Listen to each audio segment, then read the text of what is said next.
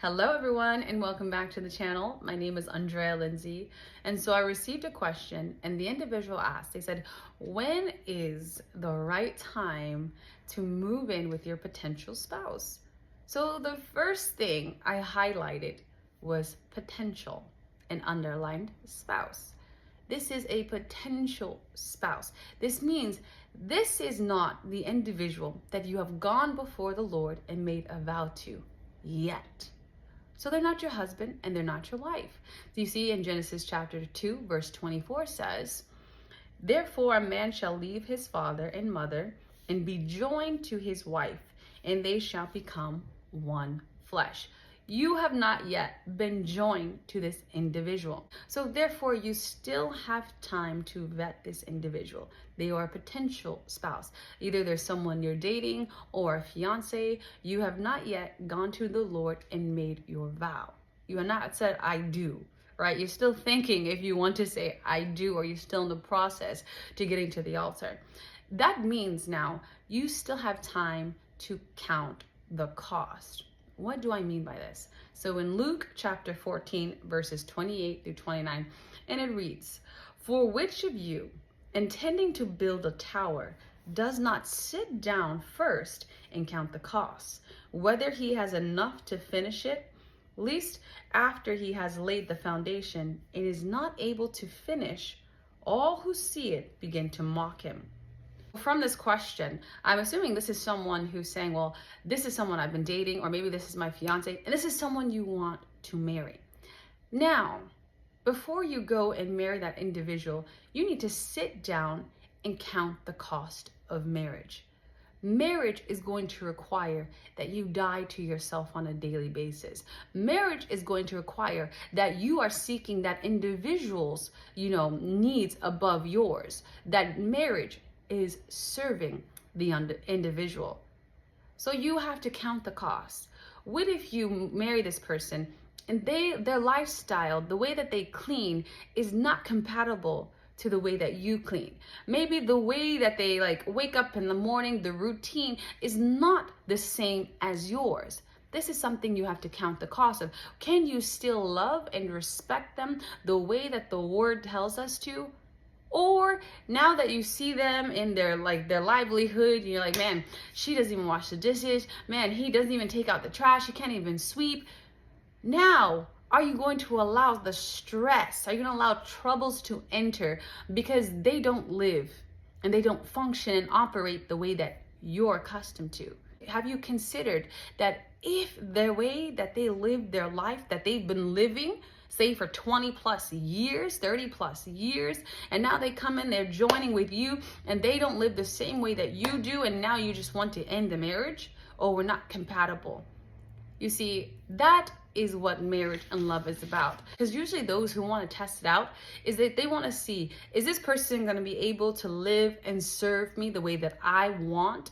Instead of thinking, God has led me to this individual. We are suitable for one another. We know that there's a kingdom mission at hand and we are ready to go forward. And now that when we come into this marriage, I know that they're used to operating and living life a certain way. And I'm used to living and operating life a certain way, that when I come into marriage, it's going to require that I die to myself on a daily basis. It's going to require that I do things that I may not want to do so that I can give 100% and serve this individual the way that the Lord tells me. Husbands, love your wife. He didn't say love her the way that you want to be loved or the only way that you know how to love. Love her the way that she needs to be loved. Women, respect that man, not the one where he has to earn my respect, or I only respect him if he does this. No, respect that man. Have you count the cost of marriage? This is why Paul says there is troubles that come when you join together, because two individuals who have two different experiences come together as one now, one flesh, now have to learn how to come together and walk together. So this is a mental decision and a heart posture that you have to have before you even say "I do." It's not trying to see, well, let me test it out before we join together. That is a selfish motive. I believe it's a very selfish motive. But anyways, let's go on. So why do some people get it wrong in marriage. I'm gonna just list off 3 points. Number 1, they do not consult with God. When you consult with God, Lord, this is I'm interested in this person. God, they're actually my fiance. So God forbid that you get that far and that's the time you consult with the Lord. But even if it is so, you've gone that far and you are engaged with someone, and you understand now, like, I need to consult with the Lord before I make this costly decision. The Lord knows what you want. He knows what you need. And like my pastor says, God is not going to give you everything in that individual. He's going to know that you desire this and you need this. And he's not going to put all that in that spouse, because he wants to teach you what unconditional love is. Can you love that person when they're missing some attributes that you were desiring? Can you love this person when their lifestyle and their habits are not in sync with yours? Can you love them? Can you help them? Can you cultivate? Can you build with them? Or do they have to be someone, or will you only marry someone who is only living up to your standard? Love will teach you. Unconditional love, agape love, will teach you. Though you may be lacking in some areas, I'm here to fill in.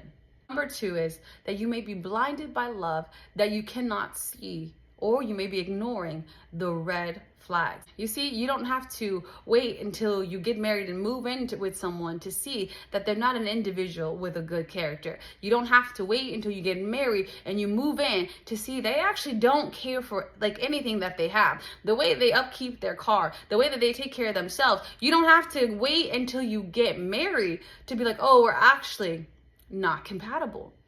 If you date correctly, if you court correctly, you'll be able to see that.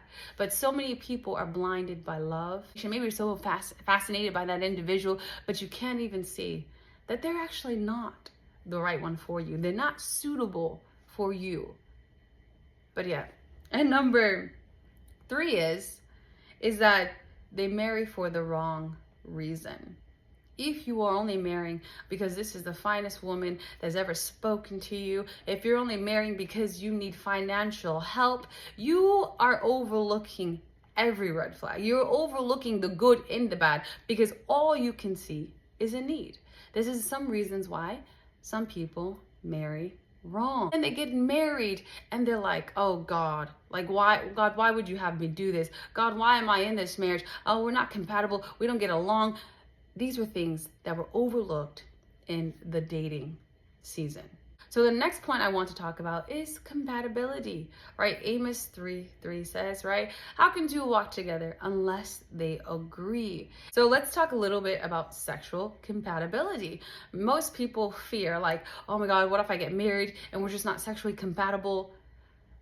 That comparison typically is derived from past experiences and exposure. So if you're someone who was accustomed to watching porn and getting your idea of sex from, porn and what you've seen and you've heard from your friends, now you're going to put this unrealistic expectation on your potential spouse. That, man, they should be doing this in the bedroom, they should be doing that in the bedroom, that you don't even give them a chance to please you, because you already have made up in your mind, this is what it should look like, this is how we should be doing it, this is how often we should be doing it. This is why this conversation needs to be had during the dating season, especially when you are now like, okay, we're ready to be engaged, we're getting ready to move on to the next step. Now it's time to talk about, hey, tell me what do you think? What are your thoughts? Right? Because if you go in with the mindset of, well, my ex used to do it like this, oh, I've seen it done like that. Now this individual has to come in and fulfill something that was never called upon them. So this is why Isaiah 43:18 says, do not remember the former things, nor consider the things of old. Behold, I will do a new thing. Now it shall spring forth. Shall you not know it? I will even make a road in the wilderness and rivers in the desert. So God's new thing is going to require that you rid yourself of the former things, nor consider the things of old.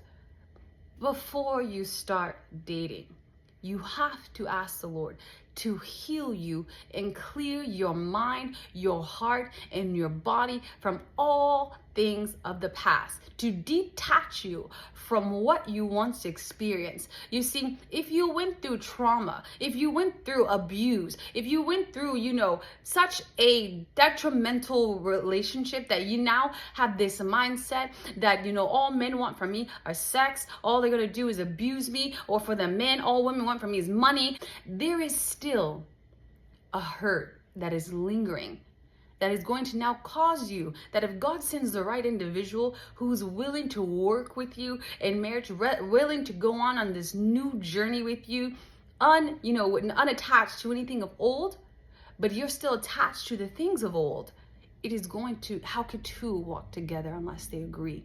They've agreed that I'm going to start new with this individual. I'm going to love them fully. I'm going to give my best. I'm going to give 100%. But you're over here saying, well, I'm only going to give 100% if I see this, this, and this, and that. And I'm talking about you comparing that person to the old, to that pain, to that trauma, to the abuse, that you don't actually give them a pure chance. So this new thing, before you dive into this new thing called marriage, called living together after marriage, you're gonna need the Lord to help you. You're gonna need to trust in Him to help you and to really assure you that His way is the ultimate way. So that when the Word tells you that until you are husband and wife, you shall not be joined together, until you come before the Lord and say, Lord, I make this vow before you and to this woman, to this man, that I'm going to commit, that I'm going to love, that I'm going to serve and honor to you, your way, not the world's way. The world is telling you, move in with that individual before you get married. To wrap it all together, the person asked, when is it a good time to move in with my potential spouse? There was never a good time to go against the word of God. God bless you.